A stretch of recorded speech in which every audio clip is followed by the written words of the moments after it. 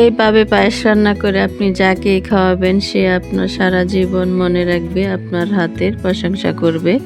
পায়েস পছন্দ করে না এমন মানুষ কমই পাওয়া যাবে। অনেক মানুষ আছে অনুষ্ঠান বাড়ির বাবুর্চিদের হাতের পায়েস বেশি পছন্দ করে, কারণ ঘরের পায়েসটা এত ভালো হয় না। ঘরে বসে কিভাবে বাবুর্চিদের মতো পারফেক্ট পায়েস রান্না করবেন চলুন দেখে আসি। খুব ভালো মানের পোলাওয়ের চাল নিতে হবে, তা না হলে আপনার পায়েসের টেক্সচারটা ভালো আসবে না। আমি এখানে হাতের মুঠোয় 2 মুঠ চাল নিলাম। চালগুলোকে ভালো করে ধুয়ে 1 ঘন্টার জন্য ভিজিয়ে রাখবো। এখানে আমি 2 লিটার দুধ আগে থেকে জাল করে 1 লিটার করেছি। এখন এই 1 লিটার দুধে ভিজিয়ে রাখা চালগুলো দিয়ে দিব। এখানে আমি অফ ক্যামেরায় অল্প একটু লবণ দিয়ে এভাবে লাড়াচাড়া দিয়ে ঘন করে চালগুলো ফুটিয়ে নিলাম। এই তো দেখতেই পাচ্ছেন কতটা পারফেক্টভাবে চালগুলো ফুটেছে। এখন একটা পাতিলে কিছুটা চিনি গলিয়ে ক্যারামেল বানিয়ে নেব। ক্যারামেলটা এত কড়া করব না, হালকা করে বানাবো, পায়েসের কালারটা জাস্ট সুন্দর হওয়ার জন্য। এখন একটু পানি দিয়ে ক্যারামেলটা গলিয়ে নিব।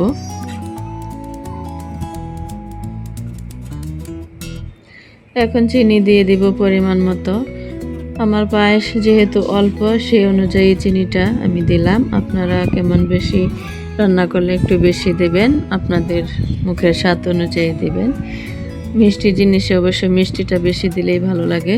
চিনিটা আলাদা করে গলিয়ে ফুটিয়ে রাখা চালগুলো দিয়ে চিনির সাথে মিশিয়ে নেব।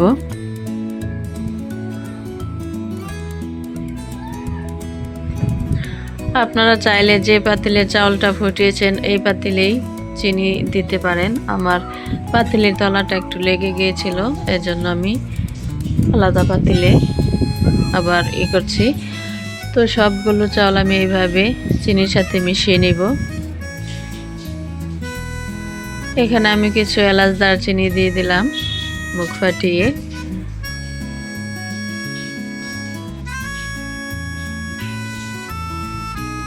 এলাচগুলো দিয়ে এখন দিয়ে দেব 2 চামচ গুঁড়া দুধ। গুঁড়া দুধটা পায়েসের মধ্যে দিলে পায়েসটা বেশি ভালো হয়। তো গুঁড়া দুধগুলো পায়েসের সাথে এভাবে ভালো করে মিশিয়ে নেব।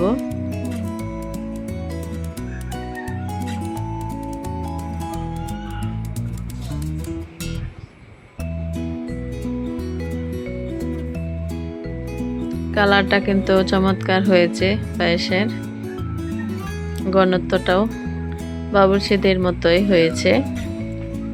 আমার কাছে মনে হচ্ছে একদম পারফেক্টই হয়েছে। এইভাবে একদিন অবশ্যই বাসায় ট্রাই করবেন। পায়েসটা নামিয়ে নেওয়ার আগে কিছু কিশমিশ দিয়ে দিব। আপনারা চাইলে এখানে বাদাম ব্যবহার করতে পারেন, আমার হাতের কাছে বাদাম নেই। কিশমিশগুলো দিয়ে এখন নামিয়ে নিলাম। এখন বাটিতে ঢেলে আপনাদেরকে দেখিয়ে দিলাম কতটা লোভনীয় হয়েছে। মাশাআল্লাহ, পায়েসটা কেমন হয়েছে অবশ্যই জানাবেন।